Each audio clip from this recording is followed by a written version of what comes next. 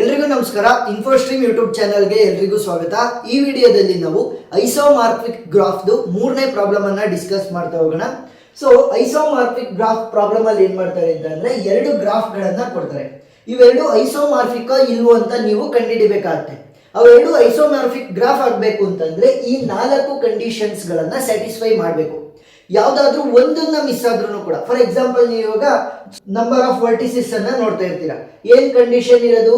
Same number of vertices ಇರಬೇಕು. ಈ ಎರಡು ಗ್ರಾಫ್ ಅಲ್ಲೂ ಕೂಡ ಏನಾದ್ರೂ ಸೇಮ್ ನಂಬರ್ ಆಫ್ ವರ್ಟಿಸಸ್ ಇಲ್ಲ ಅಂತಂದ್ರೆ ನೀವು ಅಲ್ಲೇ ಸ್ಟಾಪ್ ಮಾಡಬೇಕು, ಮುಂದಕ್ಕೆ ಹೋಗೋ ಅವಶ್ಯಕತೆನೇ ಇಲ್ಲ. ಯಾಕಂತಂದ್ರೆ 4ಕ್ಕೆ 4 ಕಂಡೀಷನ್ ಕೂಡ ಸ್ಯಾಟಿಸ್ಫೈ ಆದ್ರೆ ಮಾತ್ರ ನಾವು ಈ ಎರಡು ಗ್ರಾಫ್ ಗಳನ್ನ ಐಸೋಮಾರ್ಫಿಕ್ ಗ್ರಾಫ್ಸ್ ಅಂತ ಕರಿಬಹುದು. ಸೊ ಆ 4 ಕಂಡೀಷನ್ ಯಾವುವು?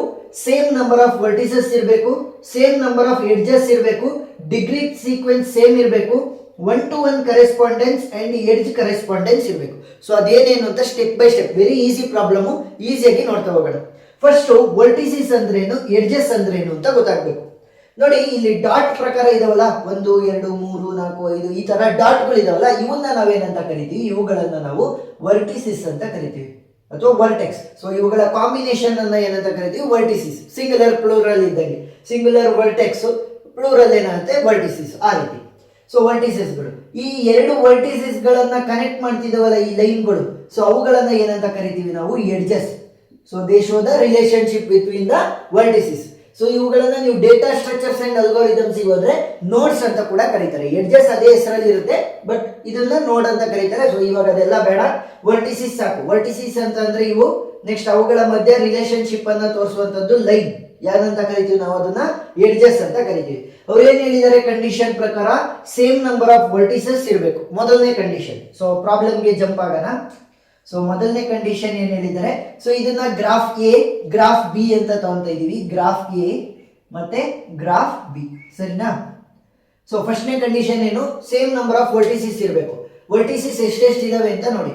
ಸೊ ವರ್ಟಿಸಿಸ್ ಅಂದ್ರೇನು? ಈ ಡಾಟ್ಗಳು 1 2 3 4 5 6 7 8. ಸೊ ಮೊದಲನೇದ್ರಲ್ಲಿ ವರ್ಟಿಸಿಸ್ ಎಷ್ಟಿದಾವೆ? ಸೊ ಮೊದಲನೇದು ವರ್ಟಿಸಿಸ್ ಗ್ರಾಫ್ ಎ ಅಲ್ಲಿ ಎಷ್ಟಿದಾವೆ? 8, ಸರಿನಾ? ನೆಕ್ಸ್ಟ್ ಗ್ರಾಫ್ ಬಿ ಅಲ್ಲಿ ಎಷ್ಟು ವರ್ಟಿಸಸ್ ಇದಾವೆ ನೋಡಿ. 1 2 3 1 2 3 4 5 6 7 8. ಸೊ ಇದರಲ್ಲೂ ಕೂಡ 8 ಇದಾವೆ.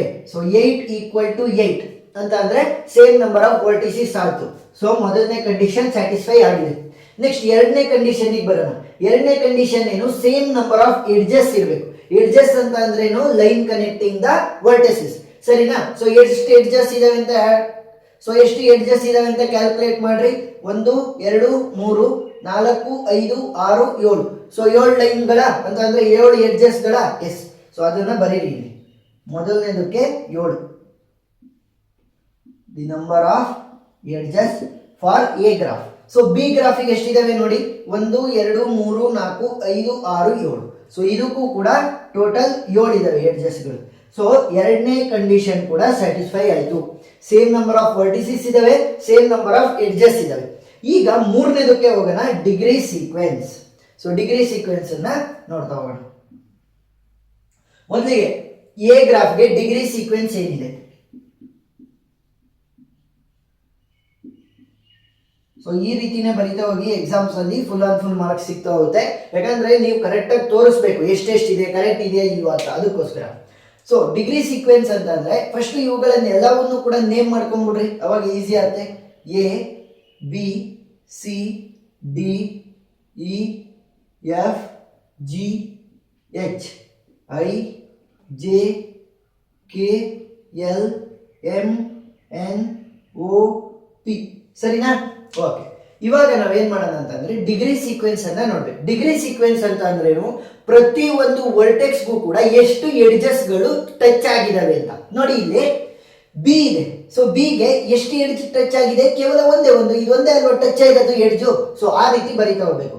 ಸೊ ನೀವು ಹೆಂಗಾದ್ರೂ ಬರೀರಿ. ಇವಾಗ ಫಸ್ಟ್ ಬಿ ಗೆ ಬರಿಬೇಕು, ಫಸ್ಟ್ ಸಿ ಗೆ ಬರಿಬೇಕು, ಫಸ್ಟ್ ಎಫ್ ಗೆ ಬರಿಬೇಕು ಅಂತ ಏನಿಲ್ಲ. ಒಟ್ಟಿನಲ್ಲಿ ಇವೆಲ್ಲವಕ್ಕೂ ಕೂಡ ಇರುವಂತಹ ಡಿಗ್ರಿ ಸೀಕ್ವೆನ್ಸ್ ಅನ್ನ ಬರಿಬೇಕಷ್ಟೇ. ಸೊ ಫಸ್ಟ್ ಎ ಗ್ರಾಫಿಕ್ ಬರಿತಾ ಹೋದ್ರೆ ಫಸ್ಟ್ ಬಿ ಅನ್ನ ನೋಡೋಣ ಇವಾಗ. ಸೊ ಬಿ ಗೆ ಎಷ್ಟಪ್ಪ ಇರೋದು ಎಡ್ಜು ಟಚ್ ಆಗಿರುವಂತದ್ದು? ಕೇವಲ 1, ಕಾಮ. ನೆಕ್ಸ್ಟ್ ಎ ಗೆ ಎಷ್ಟು ಎಡ್ಜಸ್ ಗಳು ಟಚ್ ಆಗಿದೆ? 1 2 3. 3 ಕಾಮ. ನೆಕ್ಸ್ಟ್ ಡಿಗೆ ಎಷ್ಟು ಟಚ್ ಆಗಿದಾವೆ? ಕೇವಲ ಒಂದು ಟಚ್ ಆಗಿದೆ ಕಾಮ. ಸಿಗೆ ಎಷ್ಟು ಟಚ್ ಆಗಿದಾವೆ? ಈ ಕಡೆ ಒಂದು ಟಚ್ ಆಗಿದೆ, ಈ ಕಡೆ ಒಂದು ಟಚ್ ಆಗಿದೆ 2 ಕಾಮ. ಇಗೆ ಎಷ್ಟು ಟಚ್ ಆಗಿದಾವೆ? ಈ ಕಡೆ ಒಂದು ಟಚ್ ಆಗಿದೆ, ಈ ಕಡೆ ಒಂದು ಟಚ್ ಆಗಿದೆ, ಸೊ 2 ಕಾಮ. ಜಿಗೆ ಎಷ್ಟು ಟಚ್ ಆಗಿದಾವೆ? 1 2 3. ನೆಕ್ಸ್ಟ್ ಎಫ್ಗೆ ಎಷ್ಟು ಟಚ್ ಐತೆ? ಕೇವಲ ಒಂದೇ ಒಂದು. ನೆಕ್ಸ್ಟ್ ಎಚ್ಗೆ ಎಷ್ಟು ಟಚ್ ಐತೆ? ಕೇವಲ ಒಂದೇ ಒಂದು. So this is for A. Next for graph B ಗೆ ಬರೀತಾ ಹೋಗೋಣ. ಸೊ ಬಿ ಗ್ರಾಫ್ಗೆ ನೀವು ಎನ್ನೇ ಫಸ್ಟ್ ತಗೋಬೇಕು, ಓನೇ ತಗೋಬೇಕು, ಎಲ್ನೇ ತಗೋಬೇಕು ಅಂತ ಏನಿಲ್ಲ. ಪ್ರತಿಯೊಂದು ನೋಡಿಂದು ಕೂಡ ಡಿಗ್ರಿಗಳನ್ನ ಬರೀರಿ ಅಷ್ಟೇ. ಫಸ್ಟ್ ಜೆಗೆ ಎಷ್ಟು ಲೈನ್ ಟಚ್ ಆಗಿದೆ ಅಥವಾ ಎಡ್ಜಸ್ ಟಚ್ ಆಗಿದೆ? ಕೇವಲ ಒಂದು. ನೆಕ್ಸ್ಟ್ ಕೆಗೆ ಎಷ್ಟು ಟಚ್ ಆಗಿದೆ? 1 2 3 1 2 3 4. ಸೊ 4 ಟಚ್ ಆಗಿದೆ. ನೆಕ್ಸ್ಟ್ ಜೆಗೆ ಎಷ್ಟು ಟಚ್ ಆಗಿದೆ? ಕೇವಲ ಒಂದೇ ಒಂದು. ನೆಕ್ಸ್ಟ್ ಎಲ್ಗೆ ಎಷ್ಟು ಟಚ್ ಆಗಿದೆ? ಕೇವಲ ಒಂದೇ ಒಂದು.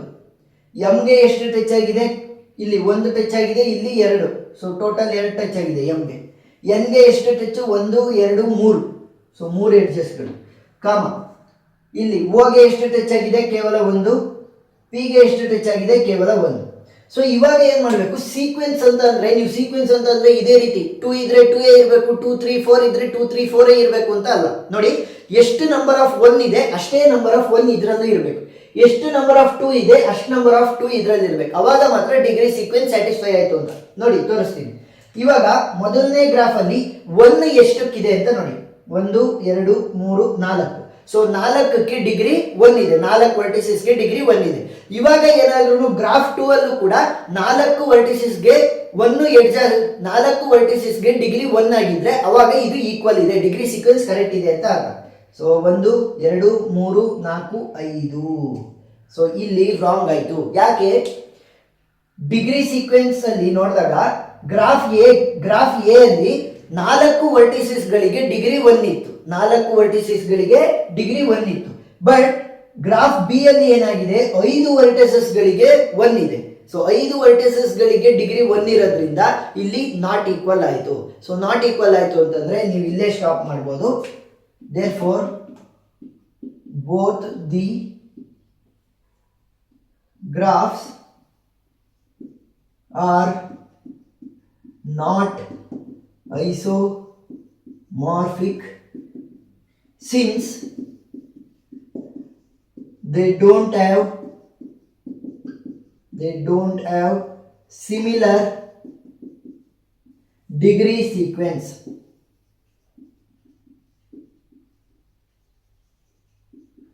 ಸೊ ನಿಮಗೆ ಸ್ಯಾಟಿಸ್ಫೈ ಆಗುವಂತ ಪ್ರಾಬ್ಲಮ್ ಅನ್ನೇ ಕೊಡ್ತಾರೆ ಅಂತ ಏನಿಲ್ಲ. ಎಕ್ಸಾಮ್ ಅಲ್ಲಿ ಅನ್ಸ್ಯಾಟಿಸ್ಫೈ ಆಗುವಂತ ಪ್ರಾಬ್ಲಮ್ ಅನ್ನು ಕೂಡ ಕೊಡ್ತಾರೆ. ಸೊ ಸ್ಯಾಟಿಸ್ಫೈ ಆಗಿರೋದನ್ನು ನೀವು ಸಾಲ್ವ್ ಮಾಡಿ ಕಲಿಬೇಕು, ಅನ್ಸ್ಯಾಟಿಸ್ಫೈ ಆಗಿರೋದನ್ನು ಕೂಡ ಯಾಕೆ ಅನ್ಸ್ಯಾಟಿಸ್ಫೈ ಆಯ್ತು ಅನ್ನೋದನ್ನ ನೀವು ಕಲಿತಾ ಹೋಗ್ಬೇಕಾಗತ್ತೆ. ಸೊ ಆ ಎಲ್ಲಾ ಪ್ರಾಬ್ಲಮ್ ಲಿಂಕ್ಗಳು ಡಿಸ್ಕ್ರಿಪ್ಷನ್ ಅಲ್ಲಿ ಇರುತ್ತೆ. ಒಂದು 5-6 ಪ್ರಾಬ್ಲಮ್ ಅನ್ನ ಸಾಲ್ವ್ ಮಾಡ್ರಿ, ನಿಮಗೆ ಈ ಒಂದು ಕಾನ್ಸೆಪ್ಟ್ ಮೇಲೆ ಫುಲ್ ಫರ್ಮ್ ಹ್ಯಾಂಡ್ ಸಿಗ್ತಾ ಹೋಗುತ್ತೆ. ಆಮೇಲೆ ಇವೆಲ್ಲ ತುಂಬಾ ಈಸಿ ಆಗಿರೋದ್ರಿಂದ ಮಿಸ್ ಮಾಡ್ಕೊಳೋದಕ್ಕೆ ಹೋಗ್ಬೇಡಿ. ಎಕ್ಸಾಮಿನೇಷನ್ ಅಲ್ಲಿ ಫುಲ್ ಆನ್ ಫುಲ್ ಮಾರ್ಕ್ಸ್ ಅನ್ನ ತಗೊಳೋದಕ್ಕೆ ಟ್ರೈ ಮಾಡಿ. ಸೊ ಎಲ್ಲ ವಿಡಿಯೋಗಳ ಪ್ಲೇ ಲಿಸ್ಟ್ ಲಿಂಕ್ ಡಿಸ್ಕ್ರಿಪ್ಷನ್ ಅಲ್ಲಿ ಇರುತ್ತೆ, ನೀವು ನೋಡ್ಬೋದು. ಏನಾದ್ರೂ ಡೌಟ್ ಇದ್ರೆ ಕಮೆಂಟ್ ಸೆಕ್ಷನ್ ಅಲ್ಲಿ ತಿಳಿಸಿ, ನಾನು ಕ್ಲಾರಿಫೈ ಮಾಡ್ತೀನಿ. ವಿಡಿಯೋ ಇಷ್ಟ ಆಗಿದ್ರೆ ಸಬ್ಸ್ಕ್ರೈಬ್ ಆಗೋದನ್ನ ಮರಿಬೇಡಿ. Thank you.